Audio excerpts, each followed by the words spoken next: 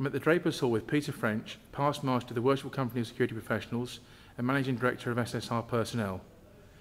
Peter, we're here today to celebrate the launch of the Chartered Register of Security Professionals. What was your vision for the register at the outset?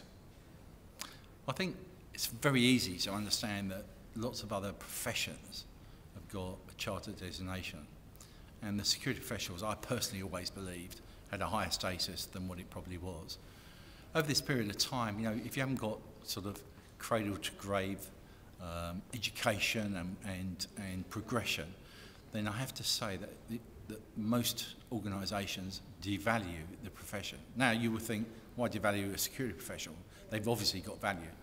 But not always, not around the boardroom. You know, there's a chartered, you know, professionals of accountancy, HR, HVAC, CNG, you know, civil engineers, and there we are, the chartered, there we are, the security professionals, but without that charter. But actually, we hold our own because we have value and we give value. But actually, we never had and didn't have until today a chartered professional status.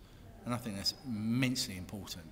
Not to us today, but in 5 years' time, trust me, it will really be worth something. And speaking of that long-term goal, what are the long-term aims for this register?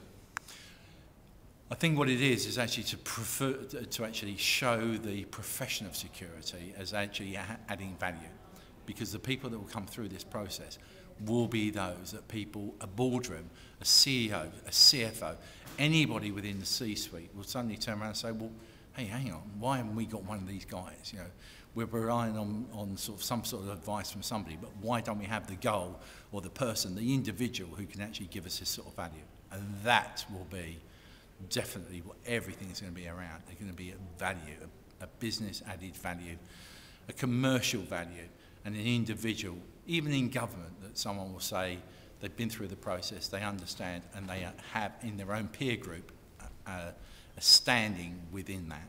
And I think that is so important. Thank you very much, Peter.